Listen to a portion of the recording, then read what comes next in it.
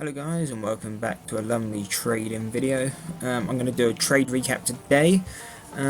As I imagine today a lot of people were probably down, so I was going to show you how I made money in today's market, because actually I think we've now broken back to about neutral on the day. Yeah, literally SPY 0%. But as we can see, VIX was up, I think 7% or something. Which is a volatility index, or 10%. So yeah, usually if SPY is down, VIX is up, people lose money. But we were still able to make some, so let me quickly switch back to day trades. So I took 4 trades on 3 tickets today, and the first one was on IGC. So I went onto the 4-hour, long-term resistance on there, daily chart, long-term resistance there.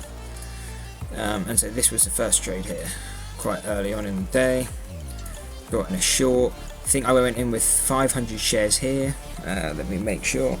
Yeah, 500 shares at 91 and closed out at 80. So closed out right here.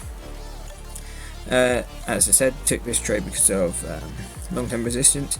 Took smaller size, as I did notice the VIX was up, so I don't want to go into massive size just because I don't like how things act when the VIX is up.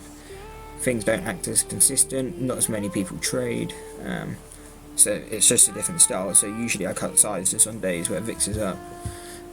Okay, and then the next trade was on TRCH.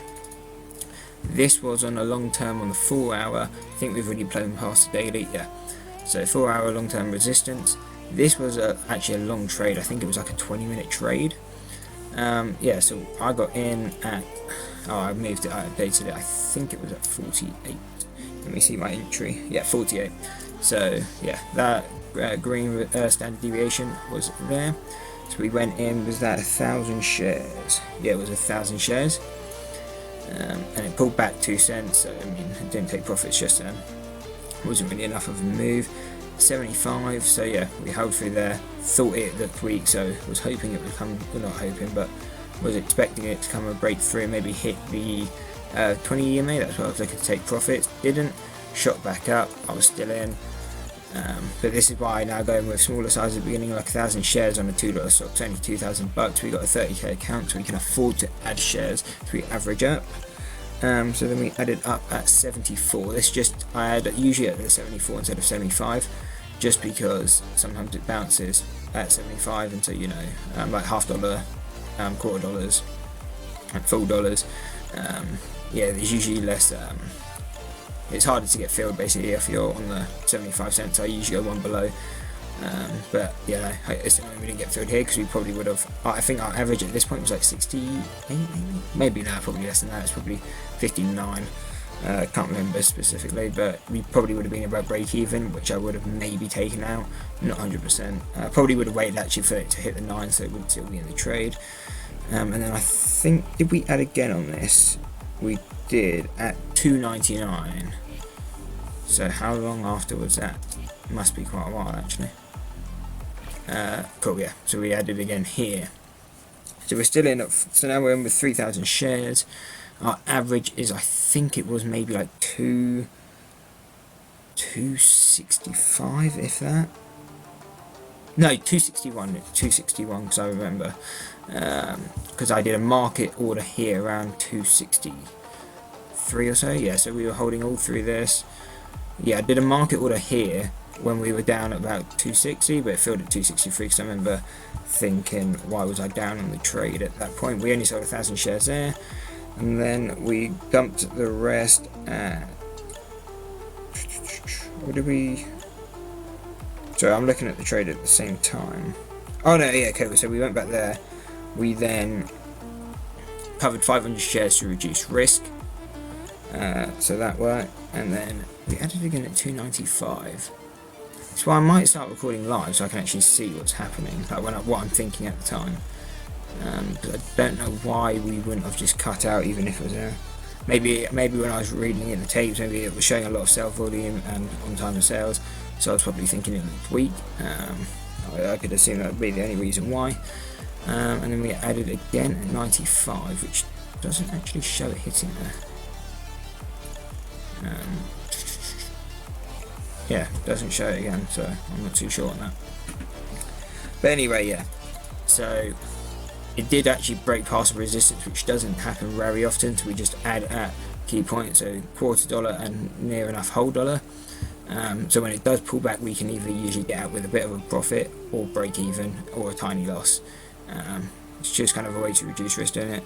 The only problem I guess you do have is if it tends to break through, like the $3, it hit the $3, but it didn't actually, like, it broke through, but it didn't fly. Sometimes you'll see on here on the level 2, if there's tons of buying volume, that's when I tend to maybe sell at the loss, but there wasn't much. It was showing a weaker thing even when it broke through. As you can see, it didn't even close really.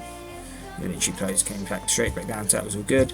And then yeah, we cut out, and I think, how much did we make on that? I think that was $99. So it wasn't a bad trade.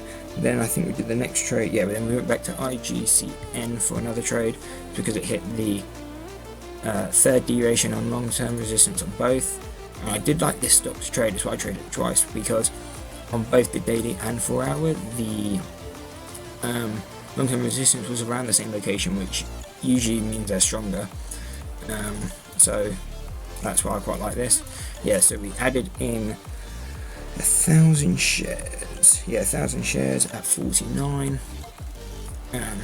The main reason I added on this lower resistance than the one above is just because I said it was a $0.50, so it could have dropped it down instead of hitting it. So I was like, cool, we'll get filled. If it goes up, it's only a 3-cent difference, or 4-cent difference. It's not the end of the world.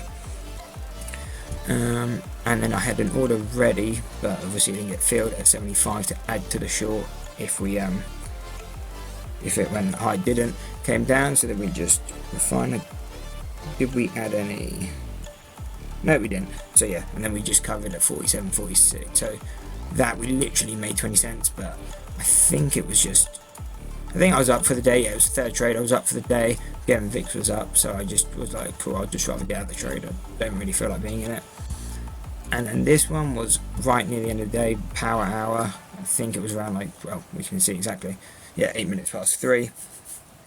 This wasn't to a plan or anything. I just knew it was already broken over. That's why I had the resistance line here. It was miles away from the 9 EMA. Let me check.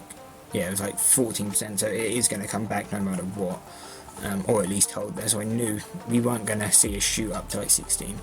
But I still only did 6 small size because I said it was speculative play. No real strategy to it. It was just, I knew it was oversold, should pull back. So 100 shares, shorted at 14. I did a market fill. Yeah, market fill. It was actually down around like the 60 cents, but the spread was so wide because it just came out of a halt. Yeah, you see, it was like, what's that, 10-minute halt. So spreads were still kind of wide. But it was right, it said it wouldn't have made much difference. It would have been like $10. Doesn't really matter all that much. And I think it did end up fading. Yeah, ended up fading basically. But market's still open, so you never know, might see it close. But yeah, I mean, I would imagine we closed before the below the 12.42.